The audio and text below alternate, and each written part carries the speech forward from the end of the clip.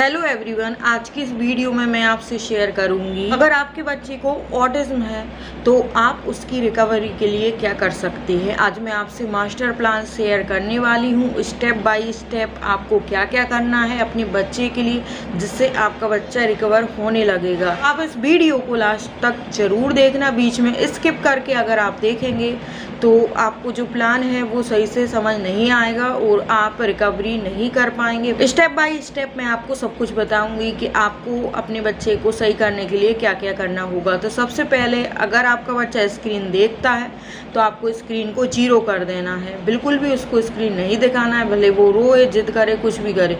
खाना खाते time screen देखता है तो भी आपको नहीं दिखाना है। देखिए, स्क्रीन 0 करने से ये बेनिफिट होगा कि बच्चा आपको अटेंशन देने लगेगा, नेम रिस्पॉन्ड बढ़ने लगेगा बच्चे का और जो आई कांटेक्ट है वो भी बढ़ने लगेगा। फिर उसके बाद आप ये देखिए कि आपके बच्चे में क्या क्या प्रॉब्लम है, यानी कि ऑटिज्म के क्या क्या सिम्टम्स हैं आपके बच्चे में, तो वो आप लिख के रख लीजिए और आपको अब उन्हीं सिम्टम्स पे, उन्हीं प्रॉब्लम्स पे काम करना है एक एक करके, और साथ में भी आप काम कर सकते हैं।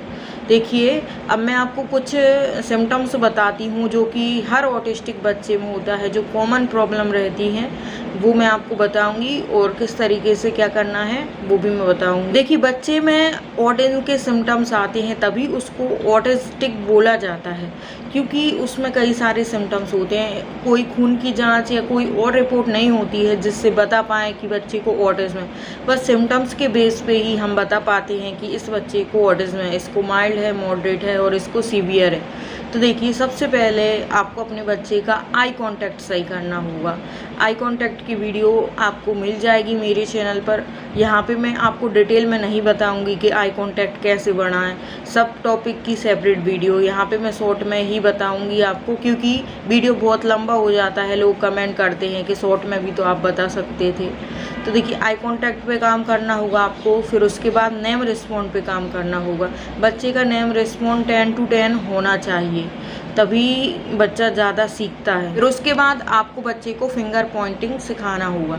आपको घर की ही चीज़ों से फिंगर पॉइंटिंग करके बच्चे को सिखाना होगा। बच्चा भी फिंगर पॉइंटिंग फिर करने लगेगा तो आगे सीखने लगेगा। फिंगर पॉइंटिंग कैसे सिखाएं ये वीडियो भी मेरे चैनल पर है, आप देख सकते हैं। फिर उसके बाद आपको अपने बच्चे को इमिटेशन सिखाना है। जब बच्चा इमिटेट करना सीख जाता है तो जो आप बोलते हैं फिर वो बोलने लगता है, आपके वर्ड को रिपीट करने लगता है, आप जो काम कर रहे हो उसको रिपीट करने लगता है। आपको बच्चे को इमिटेशन सिखाना होगा। इमिटेशन आप सिखा सकते हैं, अभी यहाँ पे मैं डिटेल में नहीं बताऊँ कि कैसे बच्चे को इमिटेशन सिखा सकते हैं। इमिटेशन का बहुत बड़ा रोल होता है बच्चे की स्पीच आने में। अब आपके बच्चे को अगर सेंसरी प्रॉब्लम है तो आपको उस पर काम करना होगा।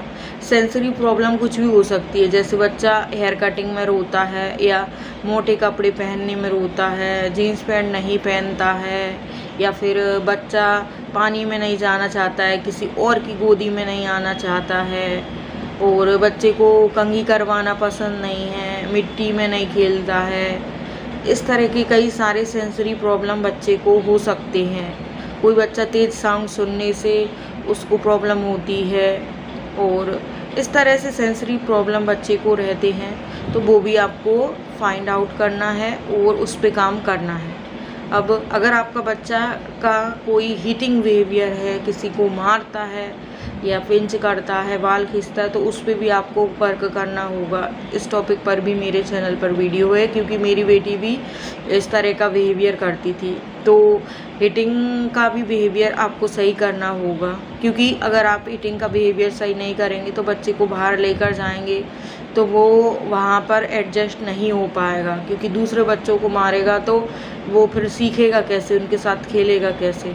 अब आपको अपने बच्चे के अटेंशन, फोकस, कंसंट्रेशन पे काम करना है, जिसके लिए आपको बच्चे को कुछ एक्टिविटी करवानी होगी जिसमें बच्चा पूरा ध्यान लगाए, एक जगह बैठ के करे। इस तरह की एक्टिविटी करवाना होगा जिससे आपके बच्चे की हाइपर एक्टिविटी भी कम होगी। अगर आपका बच्चा हाइपर एक्टिव भी है ना, तो भी उसकी हाइपर एक्टिविटी कम होगी। अटेंशन, फोकस, कंसंट्रेशन वाली एक्टिविटी करने से तो अटेंशन फोकस की इसलिए ज़रूरत है बच्चे को, क्योंकि वो ध्यान देगा चीज़ में तभी सीखेगा। यानी कि वो सीख सकता है पर वो उसका मन और कहीं रहता है, वो चीज़ों पे ध्यान नहीं देता तो वो सीखता नहीं है। जैसे हम बच्चे को पढ़ाते हैं ABCD, तो बच्चा ध्यान नहीं देता है, पढ़ता नहीं है, क्योंकि ये नहीं है कि उसका दिमाग कमज़ोर है, वो सीख नहीं सकता। वो सीख सकता अगर वो ध्यान देगा।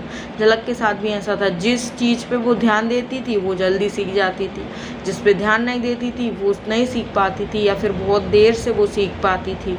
तो सभी चीज़ में बच्चे का अटेंशन और फोकस लाना होगा, तभी बच्चा गौर करेगा।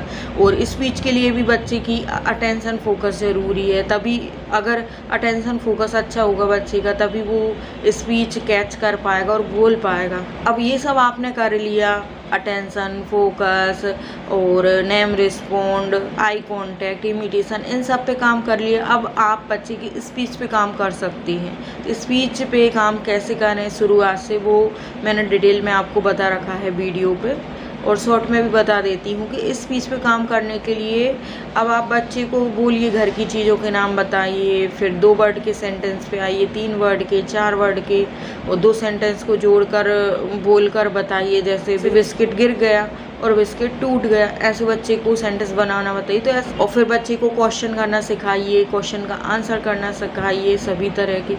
तो इस तरीके से स्पीच भी बच्चे की डेवलप होने लगेगी।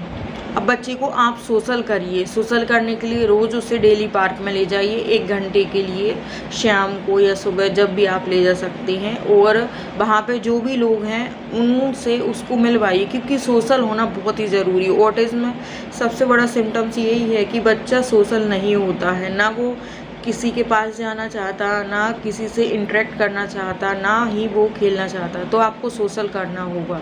सोशल कैसे करें उस टॉपिक पर भी आप वीडियो देख सकते हैं।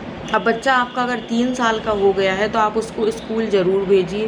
प्ले ग्रुप स्कूल में आप भेज सकते हैं। स्कूल भेजने से बच्चे को डेफिनेटली बहुत ज़्यादा फ़ायदा होने वाला है, तो आप ज़रूर भेजिएगा। अब आप बच्चे को सब जगह लेके जाइए, जहाँ भी आप जाते हो, जैसे वेजिटेबल लेने जाते हो, मार्केट जाते हो कपड़ा लेने, या किसी के घर जाते हो, फंक्शन में जाते हो, पूजा में जाते हो, या फिर कहीं भी घूमने जाते हैं, तो वहाँ पे आप बच्चे को लेके जाइए और सब कुछ बताइए उसको, ये क्या है, ये क्या है, कौन क्या कर रहा है, क्या किया क्या नहीं किया, सब कुछ डिटेल में आप बच्चे को बताइए। तो यकीन मानिए बच्चा आपका अच्छे से बोलने और समझने लगेगा। अगर बच्चा जिद करता है तो कैसे उसको जिद करना बंद कर सकते हैं, इस टॉपिक पर वीडियो है। तो आप बच्चे की जिद पे भी काम करिए, क्योंकि बच्चा जिद करेगा तो वो आपकी बात नहीं सुनेगा। आपकी बात नहीं सुनेगा तो वो कुछ आपसे सीखेगा नहीं। अगर बच्चा सूसू पॉटी ट्रेंड नहीं है तो आप उसको सूसू पॉटी ट्रेंड कीजिए। 3 साल का अगर बच्चा हो गया है तो सूसू पॉटी ट्रेंड आप कर लीजिए, क्योंकि 3 साल तक बच्चे सूसू पॉटी ट्रेंड हो जाते हैं।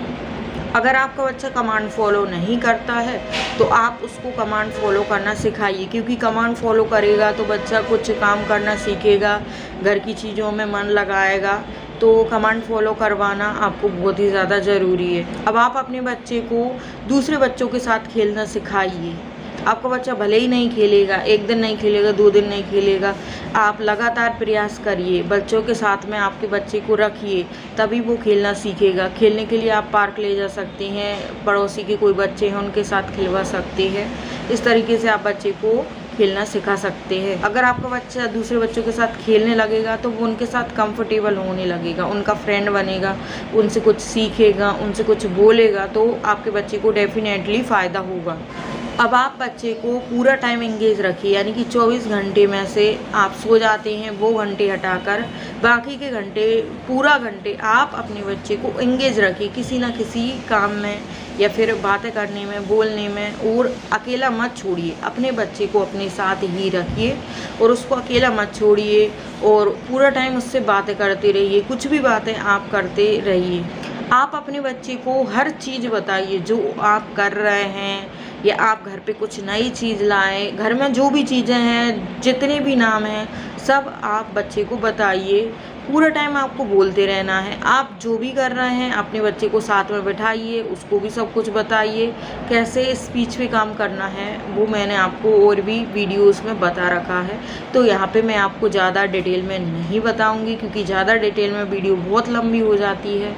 तो एवरीवन, ये सब आपके बच्चे में जो जो सिम्टम्स हैं आप काम कर सकते हैं। और आपको अगर पता नहीं है कि आई कांटेक्ट कैसे लाएं और ये सब जो प्रॉब्लम है कैसे सॉल्व करें, तो आप मेरे चैनल पर और वीडियो देख सकते हैं। सब टॉपिक पर वीडियो है, वहाँ से भी आप सीख कर अपने बच्चे को सही कर सकते हैं, आप बच्चे की रिकवरी ला सकते हैं। तो पेरेंट्स, आपको कुछ और पूछना है तो आप कमेंट करके पूछ सकते हैं। वीडियो अच्छा लगा हो तो लाइक शेयर कर दें, चैनल पर नए हैं तो सब्सक्राइब भी कर दें। तो चलिए आज के लिए बस इतना ही।